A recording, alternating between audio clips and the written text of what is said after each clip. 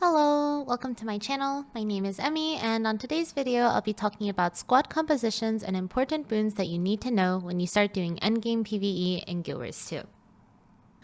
So, confession. When I first started writing the script for this video, I thought I was going to make it this big fancy thing with super cool editing, and each video is going to be perfectly formatted, and I was going to sound eloquent and knowledgeable and super put together like a reasonably functioning adult. But then I realized how much work that is, so instead you're gonna get me just knowledge dumping everything at once while staring at me griefing in content as a visual distraction. Yeah, so this is gonna be a series about how to get good, and I'm just gonna pick a topic for every video and talk about it as much as I can until I run out of steam. Yay! Alright, we'll first start by talking about what boons are and the different types of boons in the game. Then we'll talk about how those boons lead into the common team compositions in both 5 and 10-man content, and finally we'll end with a knowledge dump on everything else that I was too lazy to organize. Okay, so what are boons? Boons are these things that appear above your utility skills, and to be honest, they kinda completely change how you play the game. Basically, combat boons are positive effects that impact how your character engages with the combat system. This includes things like action speed, cooldown reduction, decreased damage taken, and more. You can kind of think of boons as being split into 3 subcategories: offensive boons, defensive boons, and utility boons. Offensive boons make you do more damage, defensive boons makes you take less damage, and utility boons make you go really fast. Listing them quickly, offensive boons include quickness, which increases your attack and action speed by 50%, alacrity, which increases the rate at which skills recharge by 25%, might, which can be stacked 25 times for increased power and condition damage, and fury, which increases the critical strike chance by 25%.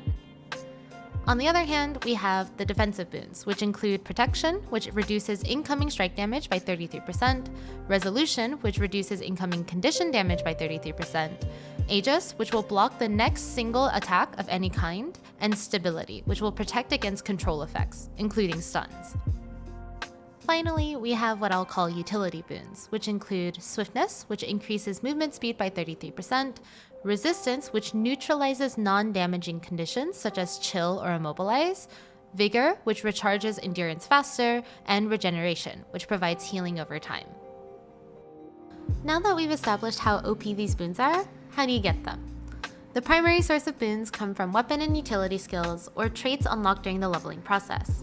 These weapons, utilities, and traits have different interactions, with some applying boons only on yourself, and then others being able to apply boons on up to 5 targets. The boon application also depends on a couple of things. It will first prioritize anyone in your subgroup or party, then it will prioritize anyone in your squad, and then it will prioritize players based on proximity. This means if you're in a subgroup with more than 5 people, or if you're not in a squad, the person standing closest to the boon applier will be prioritized. To be honest, in general, you should always try to stay close to your teammates. This is a concept known as stacking, and it is very important because all healing and boon application sources typically have less than 600 radius from the applier. In other words, if you don't stack on group, you'll most likely do less damage, take more damage, and you won't be healed. To really emphasize how big of a deal boons are, I've prepared a very quick demonstration using the training golem room. I'll first start with the control situation, where my character has no boons. Just auto-attacking on Greatsword Reaper nets me about 5,000 average damage per second. I'll let this run for a bit so we can see the long-term average.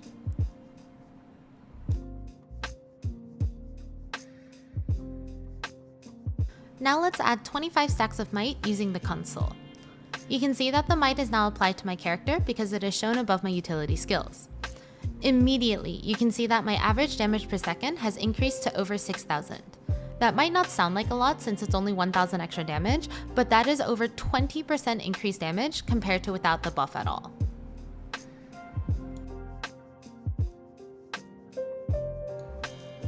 Now let's do one more situation where we add both quickness and might. You can see that my damage has absolutely skyrocketed to over 10,000 damage per second, which is a 100% increase or double the damage from no boons at all. Something to note is that the effect of boons are multiplicative. If you think about it, it makes perfect sense. Your attacks do more damage and you're also attacking faster, so each quickened attack takes advantage of the increased damage. Obviously, this is a very simple example of the power of Boons because I'm not even pressing buttons and I haven't even shown anything on the defense or utility side. But hopefully this demonstrates just how much of an impact Boons can have on the gameplay in Guild Wars 2. Now that you know what Boons are, let's talk about squad compositions. Basically, every common 5 and 10 man squad in Guild Wars 2 has one goal and one goal only: get nearly permanent uptime on important Boons for every person in the squad. When you think about it that way, the squad compositions make a lot of intuitive sense. All you're doing is organizing people so that they can hit things harder, get hit for less damage, and move fast while doing it. When talking about squad compositions, there are two things to note.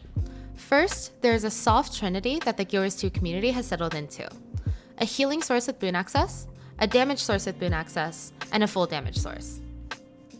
The second thing is that every class in the game has been designed by ArenaNet to have access to permanent uptime for quickness or alacrity. As a result, you can consider quickness and alacrity to be cornerstone boons.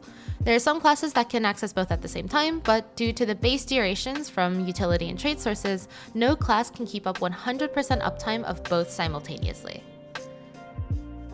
Keeping these two things in mind, you can see how these example compositions form: one healing quickness source, one hybrid alacrity source, and 3 damage dealers, or one healing alacrity source, one hybrid quickness source, and 3 damage dealers. There are many healing builds and hybrid builds that have popped up over time, and these support-like builds often have access to wide amounts of both offensive and defensive boons. The healers will typically have builds that specialize in healing, whereas the hybrid builds will provide boons while also dealing a respectable amount of damage. The great part about this system is that it's very flexible. Because boon application and healing primarily comes from combinations in gear, traits, weapons, and utility skill choices, one class can often be built in many different ways to enjoy each of these different roles. Now that you know what the common squad comps are, let's do an example of organizing a 10-man group. For example, let's say that you're organizing a squad for a run of strike missions or raids, which are both 10-man content. When everybody is flooding into the squad at once, it can be really easy to get dizzy trying to remember who is playing what role. Fortunately, there's a very easy way to keep things organized. When you make a raid squad, everyone that joins through the Looking for Group tool, the invite menu, or the squad join command will automatically be placed in the first subgroup in the squad. The easiest way to think about this first subgroup is that it is a lobby for new people in the squad to join into.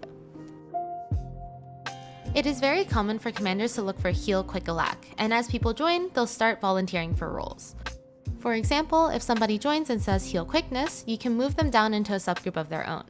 Now, you know you have one source of healing and quickness for 5 people, and they are sectioned out into their subgroup already. Now let's say that someone offered to play a healing alacrity source. Well, thinking about it intuitively, you want to spread out the healing and boon application, so this person can be the beginning of a second subgroup. So go ahead and drag them down to subgroup 3. Now you have 2 healers, and most content in the game can be comfortably cleared with 2 sources of healing. You probably don't need any more, though speaking personally, sometimes I'll run an extra one if the squad has a lot of newer players or if one of the healers is learning the role for the first time. Players that are inexperienced with encounters are likely to get hit by mechanics, and the extra healer can keep people healed and healthy as they get used to the fight. Like I said, the squad compositions can be very flexible, and you can run whatever you need to get the kill. Back to the composition forming. Assuming that you have 2 healing sources, 1 quickness and 1 alacrity, it makes sense that you'll want counterparts to each of these supports. In other words, you'll probably want a hybrid quickness source to complement the healing alacrity source, and you'll want a hybrid alacrity source to complement the healing quickness source. It's common for these roles to be called QDPS for quickness DPS sources and ADPS for alacrity DPS sources. Once you have people that can fit those roles, you can pull them down into their respective subgroups. By this point, you should have 6 people in the lobby subgroup 1, which should be all primary damage dealers. You'll have 2 people in subgroup 2 and 2 people in subgroup 3, all of whom can cover heal, quick, and alac. From this point, you can pull people from the lobby subgroup into each of the others until you have 2 5-man subgroups neatly sectioned out. If this sounds super complicated, rest assured, it is much easier in practice. I'm obviously spending a lot of time talking about the details, but once you get used to this, it will literally take seconds to finish organizing the subgroups, and you'll have increased your chances of clearing the encounter massively. Alright, I'm kind of tired of actually structuring stuff now, so I'm just going to include a bunch of bullet points on things that I haven't mentioned so far, but I think are pretty interesting. So first thing, boons will be removed on encounter start, with the exception of certain fractals. This means that pre-stacking boons should only be done in specific fractal encounters, and it is typically only done when the cooldowns can be reset using the mislock singularity. Pre-stacking boons in raids or strike missions is a very bad idea because the boons will be removed and your cooldowns will not be reset. Second thing, different classes have pros and cons to how they provide boons and utility. For example, let's take Quickness Herald and Quickness Firebrand. These two classes are very common sources of quickness. On one hand, Herald applies a bunch of important boons in a very large radius, so it's easy to give boons even when people are moving around. But due to the nature of the class mechanic, it requires careful planning for its utility, such as the projectile destruction from Ventari or stability from Jealous. On the other hand, Firebrand is excellent for on-demand utility due to the class mechanic being available regardless of cooldowns and the access to many instant cast skills that apply group-wide boons. However, the radius for boon application is significantly smaller. It's just a small cone in front of the character. Another thing, each boon has a condition counterpart, which is relevant if the boons ever get corrupted. This is especially dangerous in the case of stability, because stability will be corrupted into fear, and this can potentially cause deaths due to falling off of the encounter platform or running into dangerous area of effects. Lastly, some boons can be applied using the fields and finisher system. For example, using a fire field with a blast finisher will generate might, and water fields with projectile finishers will generate regeneration. Alright, okay, that's everything I have. In summary, boons are OP, and everyone should use them as much as possible, especially when tackling endgame instance PV content like fractals, strike missions, and raids. That's all I have for this video. If you'd like to support the channel, please consider liking, subscribing, or commenting to tell me what you think. I am also an ArenaNet partner, and I stream quite regularly on Twitch, so if you have any questions that you'd like answered, feel free to swing by and say hi. Thank you very much for watching all the way to the end. I'll see you in the next video.